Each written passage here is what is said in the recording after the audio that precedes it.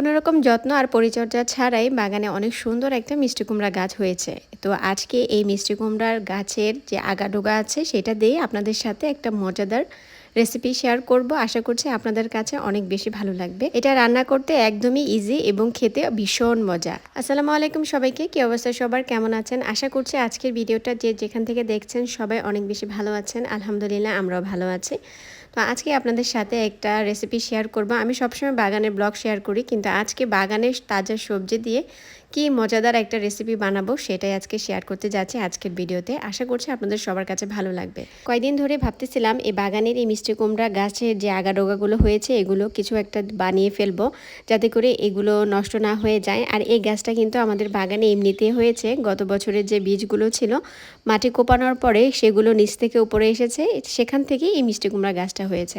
তো কোনো রকম যত্ন ছাড়াই যখন এত সুন্দর ফসল হয় তখন কিন্তু আসলে নিজের কাছে ভালো লাগে। আর আজকে যেহেতু আমি মিষ্টি কুমড়া দিয়ে চিংড়ি মাছ রান্না করব, তো ভাবলাম আপনাদের সাথে কেননা এটা শেয়ার করা যায়। যারা মিষ্টি কুমড়ার শাক একেবারে পছন্দ করেন না বা খেতে চান না, তারা একবার এভাবে রান্না করে খেয়ে দেখেন, আপনাদের কাছে এত পরিমাণ ভালো লাগবে। পরে নেক্সট টাইম আপনারাই বলবেন যে আপু এত মজার একটা রেসিপি আপনি শেয়ার করেছেন, আপনাকে অনেক বেশি ধন্যবাদ। আমি আগে খেতে পারতাম না এই মিষ্টি কুমড়া শাক, তবে আমার আম্মু এই শাকটা আমাকে চিংড়ি মাছ দিয়েভাবে রান্না করে খাওয়ানোর পরে এটা আমার এখন অনেক বেশি পছন্দের। তো শাকগুলো ভালোভাবে কেটে আমি এখন ধুয়ে নিচ্ছি, কারণ যেহেতু এগুলো নিচে একদম মাটিতে লাগানো ছিল, তো এগুলোতে প্রচুর পরিমাণ বালি ছিল, তো আমি কয়েকবার করে ভালো করে ধুয়ে নিয়েছি। তো এখন রান্নার কাজে চলে যাই।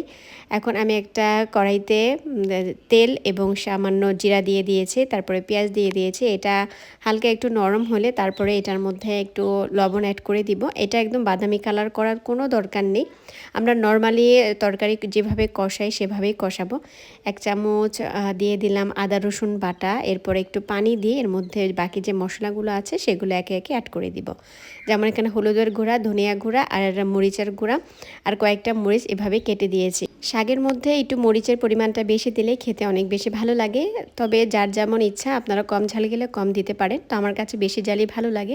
তো এখানে ছোট ছোট চিংড়ি মাছগুলো আমি দিয়ে দিচ্ছি। এই রান্নাটার বিশেষ করে ছোট চিংড়ি দিয়ে অনেক বেশি ভালো লাগে।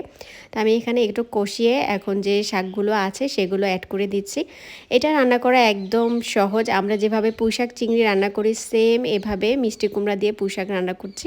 তো এখন আমি একটু দমে দিয়ে দিয়েছি যাতে করে শাকটা একটুখানি কমে যায়, যাতে করে নাড়াচাড়া করতে একটু সুবিধা হয়।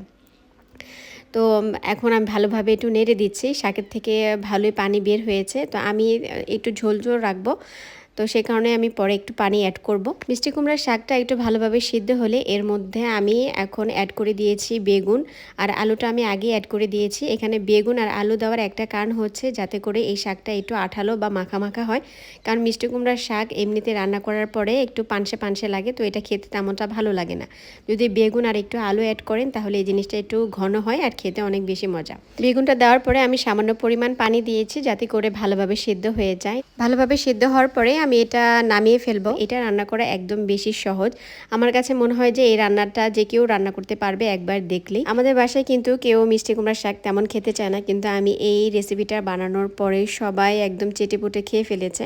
আর আমি নিজেই তো অর্ধেক শেষ করে ফেলেছি, এতটা মজা হয়েছিল। আপনাদের বাসায় যারা মিষ্টি কুমড়ার শাক খেতে চায় না বা দেখলে অনেক বিরক্ত লাগে, তাদেরকে একবার হলেও এই রেসিপিটা বানিয়ে খাওয়াবেন। আমি গ্যারান্টি দিয়ে বলছি তারা অনেক বেশি পছন্দ করবে আর আপনার কাছে ঘন ঘন খেতে চাবে যে এই রেসিপিটা আবার বানাও। আজকের এই ছোট্ট ভিডিওটা দেখার জন্য আপনাদের সবাইকে অনেক বেশি ধন্যবাদ। সবাই ভালো থাকবেন, সুস্থ থাকবেন। আল্লাহ হাফেজ, আসসালামু আলাইকুম সবাইকে।